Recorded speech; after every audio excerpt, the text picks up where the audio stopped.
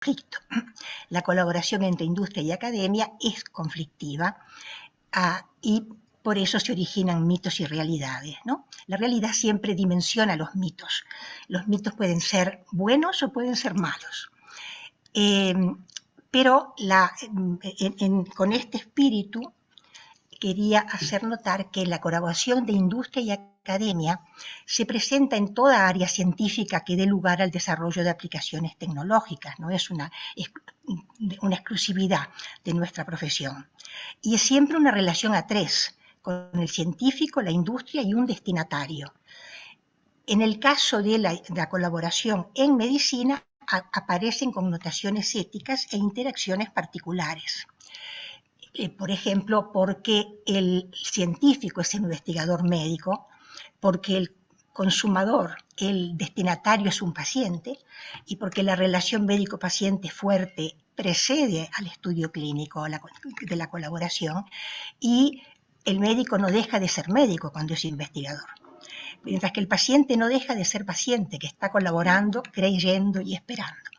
Y en esta relación, es la única relación, creo yo, donde la relación entre el investigador, la ciencia, y el destinatario paciente es mucho más fuerte que la relación con la industria. En todas las otras áreas de aplicación tecnológica, la relación del usuario es con la industria fundamentalmente, no con el científico, el que capaz que ni conocen, ni hace falta que lo conozcan. En cambio aquí el investigador está en primera persona gestionando la relación. Y esto tiene mucha importancia desde el punto de vista ético. Naturalmente que la industria entra a influenciar al paciente, pero esto sucede más adelante después de la registración. Ahora, un momentito. Bien. Ahora, tenemos que pensar que la investigación ha cambiado, que ahora estamos en la era de medicina de precisión, basada en la investigación translacional, basada en que los pacientes donan muestras a bancos de fluidos y de otros materiales orgánicos, más tejidos, células, etcétera, para poder mantener la investigación. Y que esta investigación, hecha a nivel global, en un marco en que continuamente hay comunicación, hiperdigitalizado y por suerte hipercomunicado, están surgiendo continuamente potenciales dianas que son candidatas a ser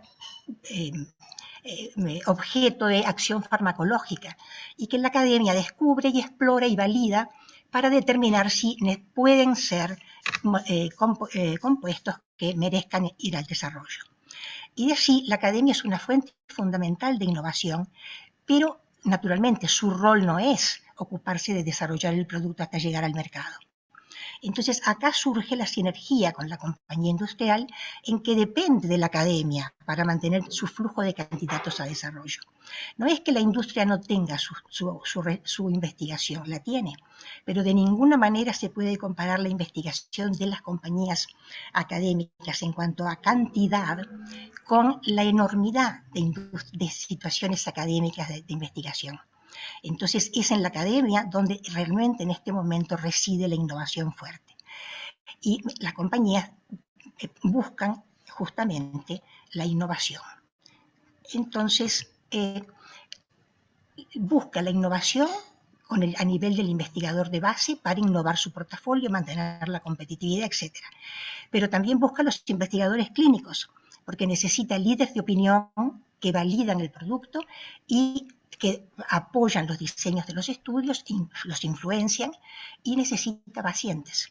Y los pacientes los va a buscar no solo en academia, sino en otras instituciones, como ya sabemos. Mientras que el investigador y la universidad, en esa relación, busca llegar a nuevos productos que llenan necesidades médicas desatendidas, pero busca financiación que alivie la búsqueda económica de fondos, lo que mencionaba un poco Joan Albert. Ahora, las publicaciones, también busca otros aspectos de la colaboración, las publicaciones en peer-reviewed journals, las presentaciones en congresos, la facilitación del desarrollo de redes de colaboración internacional, etc. Hasta acá estamos viendo lo que parece ideal, lo que parece una situación ganar-ganar, como dicen los anglosajones. Hay, sin embargo, algunos resquemores, algunos problemas. que ahora vamos a ver. Las formas que adopta la colaboración son técnicas o de otro tipo. La colaboración técnica son las famosas consultorías en que la industria pide a los investigadores que son líderes de opinión, o a los investigadores no solo clínicos, líderes de opinión, también de investigación de base, consejos. Pide ayuda para inteligencia competitiva. Luego, la investigación puede ser promovida por el investigador con apoyo de la compañía. Por eso le preguntaba yo a Joan Albert si él tenía colaboraciones con industria. Es decir, el investigador, sobre todo el investigador conocido, puede acercarse a la industria y proponer un estudio que en algunas ocasiones es apoyado por la compañía. Lo mismo la investigación promovida por la compañía con estudios manejados íntegramente por el investigador, en que la compañía delega al investigador la responsabilidad del estudio y la publicación, y los estudios promovidos y manejados por el equipo de investigación de la industria. Estos últimos son muy interesantes, creo que son interesantes para nosotros, mirándolo ahora del punto de vista de el desarrollo de la investigación clínica. Los estudios promovidos por la compañía antes de la registración son estudios altamente controlados y de altísima calidad. Es decir, esto es el resultado de un esfuerzo entre la industria con las agencias regulatorias y con los investigadores. Entonces, son estudios diseñados por la compañía en consulta con investigadores y con la Food and Drug Administration o la EMA, según la localización, con reuniones durante el desarrollo y reuniones regulares con investigadores durante el curso del estudio. Los estudios pueden ser auditados por la FDA y cuando finaliza el reporte del estudio se envía a la Food and Drug Administration junto con la base de datos de la compañía.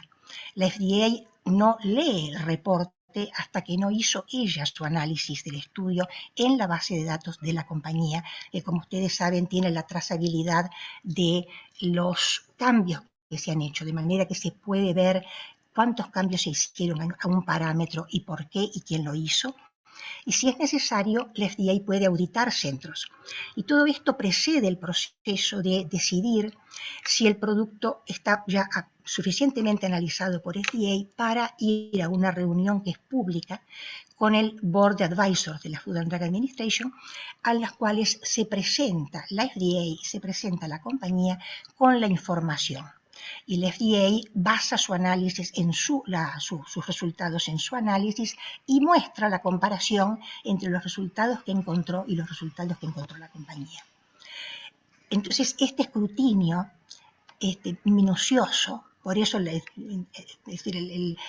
contraparte de esto es que los procesos de review son largos, ahora se trabaja mucho para cortarlos, pero este escrutinio muy minucioso es lo que nos protege a los investigadores que de repente no se participó en el estudio, en saber que la aprobación de un producto por parte del FDA y de la EMA en general es absolutamente atendible. Y esto lo digo porque mi impresión es que la ausencia de participación en estudios organizados y sponsorizados de la industria en muchos países de América Latina es en parte debida a una desconfianza de la calidad del trabajo, una preocupación que me parece sumamente respetable de parte de los investigadores, pero que no es fundada y que es muy fundamental entender que pueden participar tranquilamente en estos estudios sabiendo que son estudios realizados totalmente de acuerdo con los principios científicos y éticos.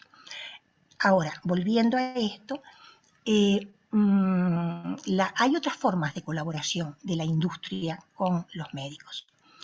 Algunas predominan después que el producto está en marketing y ya no es tanto con academia como con los pacientes y con los médicos en general, pero también con academia, que es la promoción de cursos para médicos, los cursos para asociaciones de pacientes, un punto muy sensible sobre el cual se trabaja mucho ahora en Europa y en Estados Unidos, las invitaciones a médicos como speakers en congresos, o en simposios, la financiación de la participación de los médicos en congresos o simposios, la distribución de materiales de información y regalos de diverso tipo. Entonces, ¿qué cosas preocupa a la academia de frente a esta interacción? Creo que al investigador le preocupa no tener el control del diseño y el análisis del estudio, pero esto es sobre todo para estudios postregistrativos, por lo que dije antes. Le preocupa el riesgo de sesgos en la presentación de los resultados y le preocupan los potenciales retardos en publicar resultados cuando resulta que el estudio no da los resultados esperados. Hay una serie de medidas que controlan que estas cosas no sucedan o sucedan mínimamente. Por ejemplo, en primer lugar, el no tener el control del diseño y análisis de un estudio deja al investigador totalmente libre, se le parece que el diseño está sesgado, de indicar que él no participa a menos que el diseño se cambie o a menos que el diseño venga revisado. Creo que esto es sumamente importante. El investigador tiene que sentirse siempre en libertad de juzgar y tiene que estar preparado para juzgar. Y esto es sumamente importante y me alegra muchísimo ver el florecimiento de tantos estudios clínicos ahora en el Uruguay, como decía Viviana recién, 132 presentados ahora solamente de clínicas, y hay tantos estudios que hace el CASMO, el Hospital Maciel, hay un interés grande de los investigadores. El riesgo de sesgos en la presentación de los resultados puede existir y creo que el investigador, de nuevo, es el que tiene que criticar la presentación, tiene que insistir que las presentaciones tienen que conocer las presentaciones que la industria va a hacer de estudios en los que han participado. Bien, los potenciales retardos en publicar si los resultados son diferentes de lo esperado es una de las cosas que tratamos de contener haciendo los registros de estudios. Es decir, los registros de estudios clínicos es una de las maneras de controlar el tiempo en que tiene que aparecer una publicación y el poder llamar en causa al sponsor para entender por qué una publicación no se comparte. En ese sentido apoyo muchísimo una resolución en Uruguay que al menos desde el año 2019 tiene un registro de estudios clínicos en el Ministerio de Salud Pública. Es una excelente iniciativa. Por otro lado, los comités de ética y las autoridades universitarias se preocupan de que pueda haber conflicto de interés. Y no pongo a los investigadores acá entre los que se preocupan por el conflicto de interés, porque una serie de estudios repetidamente ha mostrado que el investigador raramente reconoce el conflicto de interés. En los estudios en que se hacen encuestas con los investigadores, el investigador habitualmente dice que a él él se siente completamente libre e independiente de juzgar, a pesar de recibir regalos, invitaciones, etc. Es un aspecto interesante del problema. Bien, ¿qué preocupa a la industria? A la industria le preocupan los tiempos largos, ¿no? Lo que decía Joan Albert hace poco, ¿no? De que tienen estudios largos, de que es difícil mantener el flujo de pacientes, etc. Es un problema, y es un problema conocido por los investigadores y conocido por la industria. Hay tiempos largos también de aprobación del protocolo y tiempos largos en la finalización del contrato. Hay incumplimiento en el número de pacientes, puede haber un manejo inadecuado de la seguridad. Las muertes en estudio, las toxicidades de grado 3 o 4 son eventos de extrema importancia para una compañía y siempre hay una preocupación de que el manejo de estos eventos no sea adecuado. Y la otra cosa que preocupa son los mensajes a la comunidad científica. Es decir, el investigador que en su centro tiene la buena fortuna de tener estupendos resultados, lo puede comentar y crear expectativas muy altas, y la viceversa también puede suceder. Ahora,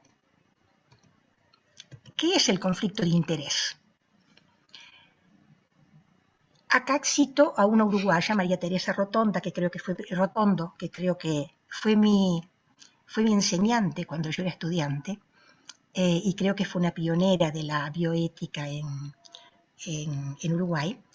Y ella lo define en un trabajo en la Revista Médica del Uruguay como la situación que se da cuando una persona puede ser influida en su juicio por, no puedo leer todo, acá está, por una intención o un fin diferente al que está obligado a perseguir por su rol de médico, entonces puede optar por otras motivaciones obteniendo secundariamente con ello ventajas para sí o los allegados. Es una definición con un lenguaje muy correcto desde el punto de vista legal. Acá abajo cito una de Thompson, que ella también cita del New England Journal, que como anglosajón es muy concreto y dice cuando en las condiciones en las cuales el juicio del profesional con relación al interés primario, que es el bienestar de los pacientes o la validez de una investigación, tiende a ser excesivamente influida por un interés secundario, por ejemplo, ganancia financiera. Pero agrego yo, no solo. Entonces, esto me detengo un poco en el conflicto de interés, porque muchos aspectos del conflicto de interés los podemos controlar nosotros. Es decir, somos nosotros los médicos los que podemos contener la aparición del conflicto. Y por eso es importante que nos demos cuenta que existe. Las causas son predominantemente exógenas, ¿no? Tradicionalmente son económicas y han generado situaciones lamentables y altamente publicitadas, donde la industria juega siempre el rol iniciador. Hay motivaciones profesionales, por ejemplo, en respuesta a la necesidad de publicar un cierto número de trabajos anualmente para mantener la competitividad respecto a grants o a posibilidades de carrera. Este es un problema grande en las universidades en Estados Unidos y en Europa. Y también causas predominantemente personales, porque a veces el interés en el propio proyecto disminuye la objetividad en la evaluación. El riesgo, en cualquiera sean los casos, es el de no proporcionar al paciente toda la información y sobre todo no darle el mejor tratamiento posible. Entonces, han habido situaciones extremas. Ustedes deben haber oído hablar del Sunshine Act, que fue la respuesta a un fraude generalizado de una gran compañía farmacéutica que promocionó usos no aprobados de varios de sus productos con daño a los pacientes. Entonces, en Estados Unidos salió en el 2013 el Sunshine Act, que es un acto de transparencia que mandó que la industria de medicamentos biológicos y devices reporten públicamente los pagos hechos a médicos y hospitales universitarios, y esto fue apoyado por una legislación que está en vigor desde el 2014. Fue votada en el Congreso. Y se acompaña de recomendaciones sobre la conducta de los investigadores, en cuanto a la cantidad limitar la cantidad de dinero que pueden recibir por pacientes tratados o por otras colaboraciones. Y ahora algunos países europeos, sobre todo el Reino Unido, están aplicando medidas similares o están estudiando el tema. Es decir, el conflicto de interés existe y es un problema, pero es un problema que podemos manejar. Está totalmente a nuestro alcance manejar y tenemos que trabajar para hacerlo. Y lo primero es conocerlo. Una búsqueda en PubMed reciente, hace 2 o 3 días, me sacó más de 1.300 estudios poniendo conflicto de academia, industria farmacéutica, conflicto de interés, ¿ok?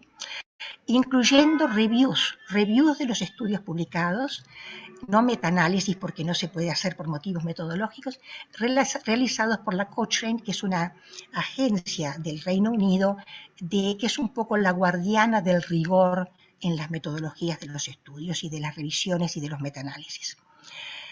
Esos estudios concluyen que hay progreso, pero que hay que optimizar el proceso y se dan guías para trabajar en esa dirección.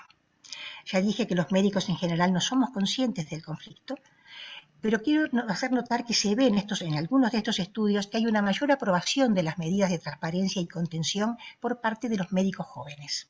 Es una cosa muy linda. Bien, esto lo voy a saltear. Las medidas en curso fundamentales más comunes son la promoción de la transparencia, la declaración del conflicto de interés en publicaciones y congresos, las declaraciones periódicas a la institución donde se trabaja del dinero recibido.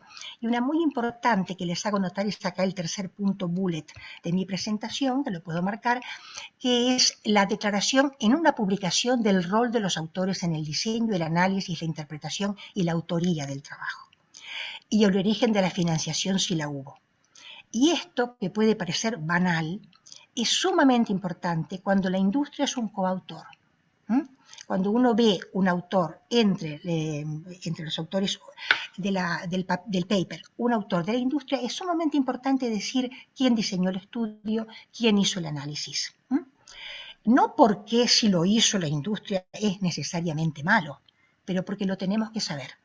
¿Okay? La industria puede hacer las cosas muy bien, pero necesitamos saberlo, y en algunos casos, cuando los resultados son muy buenos, pueden haber preguntas para ahondar y profundizar si las características del estudio realmente corresponden a los resultados. Es decir, es muy importante esta actitud de alerta, de controlarnos en la validez de los resultados que presentamos y que aceptamos. Y esto vale para todos los estudios. Bien, no quiero repetirme, esto que acabo de decir está en muchos journals, por ejemplo el New England Journal, el JCO, el Lancet, pero no todos,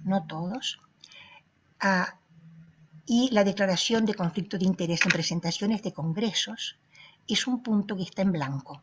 En los congresos, por motivos prácticos, no se producen declaraciones de interés en los abstracts, y se producen declaraciones de interés en las presentaciones que pueden ser muy rápidas. Pero en los abstracts no se presentan las declaraciones de conflicto de interés, fundamentalmente porque falta espacio. Parece banal, pero tiene su importancia. Sin embargo, es un punto en el que habría que trabajar, y hay investigadores que se están preocupando por esto. Bien, entonces, en esta diapositiva ya comenté esta situación del investigador que verdaderamente no se siente influenciado, pero todo esto es interesante y fundamental porque es necesario preservar la colaboración con la industria, porque la colaboración beneficia al paciente y al investigador, de manera que el médico mantenga la capacidad de tomar decisiones poniendo siempre en primer lugar el interés del paciente, pero salvando la posibilidad de la colaboración. ¿Y por qué? Bien, yo creo que antes de ir a esta diapositiva, creo que tenemos que salvar la colaboración con industria porque nos permite el tener acceso a productos de gran actividad, ganando tiempo a el tiempo de la aprobación en el país en que nos encontramos. Si nosotros esperamos a que un producto esté en el mercado en Uruguay, vamos a esperar 2 o 3 años con respecto a la primera aprobación que fue en Estados Unidos o en Europa. No siempre es así, pero frecuentemente lo es. Entonces, si nosotros estamos participando en estudios, estamos teniendo la posibilidad de tener la experiencia del investigador con el producto y darle al paciente la actividad de ese producto, 3 o 4 o 5 años antes que el producto esté aprobado y en el mercado en nuestro país. Esto vale no solo para nuestro país, sucede en Argentina, en Brasil, etc. En Latinoamérica las aprobaciones en general son bastante simultáneas. Pero esto es un aspecto que tenemos que tomar en consideración. Y sobre todo unirlo con lo que dije antes, los estudios preregistrativos resisten una crítica muy detallada porque son estudios de gran calidad. Entonces, ¿en qué otra forma nos podemos defender de los conflictos? Es fundamental la educación ética en investigación, fundamental la formación estadística y de metodología de estudios clínicos, que nos permite leer críticamente la literatura, diseñar protocolos científicamente válidos, poder juzgar si un protocolo propuesto por otro investigador o por la industria tiene sesgos, que aprender a realizar búsquedas bibliográficas y revisiones sistemáticas, que nos permite discriminar si el estudio que pensamos hacer es necesario o no, o si el estudio que nos proponen es necesario o no. Aprender a escribir un reporte de estudio, una publicación, y aprender lo que es el conflicto de interés. Y en ese sentido quiero felicitar profundamente y sinceramente a Viviana y a la doctora Tauriño y al director del hospital por la iniciativa de poner una unidad de estudios clínicos en el hospital universitario. Bien, Uruguay, ¿dónde estamos? Creo que en Uruguay tenemos literatura sobre el conflicto de interés generada por académicos, no solamente la que yo mostré de Rotondo, pero he visto publicaciones de la Facultad de Medicina, de la Cátedra de Pediatría, del Sindicato Médico. Es decir, hay un ambiente de interés ético que es muy importante en Uruguay. Está la Cátedra de Bioética. Existen comités de ética de investigación en muchas instituciones que realizan reviews de buena calidad, de las cuales tengo experiencia directa. Hay un interés por los estudios clínicos. Como vemos, como lo acaba de decir Viviana, acaba de recibir 132 estudios nuevos. Como lo he visto yo en los estudios del CASMO, que me facilitó el doctor Gustavo Arroyo, como he visto en los estudios del Hospital Maciel. En fin, hay una sensibilidad de los médicos jóvenes a la investigación. Y este interés por los estudios clínicos es uno de los puntos fundamentales para construir la medicina moderna, la medicina actual, que es la medicina de la precisión que dije al principio, pero también la medicina del mundo real. Tenemos un registro nacional de estudios clínicos basado en el Ministerio, excelente iniciativa. Tenemos institutos científicos, como el Instituto de Ciencias y el Instituto Pasteur de Montevideo, y otros que tal vez yo no conozco, que posibilitan el hacer estudios translacionales. Tenemos estudios clínicos realizados en estos hospitales y publicados. Entonces, hay una base excelente para plantearse hacer estudios, pero además para intentar participar en los estudios de la industria. Por este motivo que decía, como dijo Joan Albert, no le hacemos asco a los estudios de la industria, que es me resultó simpático, está muy bien, me parece muy bien que no le hagan asco, pero que indica una cierta dificultad o resistencia en los universitarios a la participación con el trabajo industrial, cuando en realidad estamos participando como usuarios del trabajo cuando damos un medicamento que ha sido registrado, que ha sido aprobado por nuestro ministerio. Entonces, aquí lo que se trata es cambiar la óptica en participar en el proceso. Y cuanto más participamos en el proceso, más nos vamos a sentir seguros de que los datos que leemos en las publicaciones seminales originales de los productos son creíbles y son válidos. Y acá tengo en fin, ya mencioné lo que había dicho. Y quería hacer para cerrar, sin embargo, en Uruguay no parecemos interesados en evaluar productos nuevos antes de su registración. Acá yo puedo equivocarme, pero pienso que como de este modo los investigadores y los pacientes pierden años de experiencia y beneficio, sería interesante rever por qué el Uruguay no ha participado cuando sus vecinos, Argentina y Brasil y también Chile, participan enormemente en los estudios registrativos. Yo creo que del punto de vista de la participación de Uruguay, el Uruguay es atractivo para la industria. Primero por la inteligencia, somos conocidos por ser gente muy capaz. Segundo, por la buena investigación de base que está en los hospitales, en el hospital universitario, que está en los institutos que mencioné antes, y porque producimos buenos trabajos clínicos. Esos atractivos están un poco contrabalanceados porque tenemos un número limitado de pacientes al ser pequeños, ¿no? En comparación con nuestros vecinos, claramente la población de Uruguay es más pequeña que la población de la capital de Argentina. Pero no importa, porque compensamos con calidad y compensamos con la posibilidad translacional. El otro problema que contrabalancea un poco el atractivo que estoy diciendo son los tiempos regulatorios que son optimizables. Es decir, esto es todo resolvible si nos interesa trabajar con la industria. Naturalmente, yo recomiendo, no digo promotora, pero creo profundamente que es fundamental trabajar con industria por el hecho de que la innovación que nace en la academia tiene que esperar a que se registre para poder evaluarla. Y esto es una lástima. Creo que tenemos que participar en todo el proceso de desarrollo en lo posible. Bueno, creo que con esto cierro.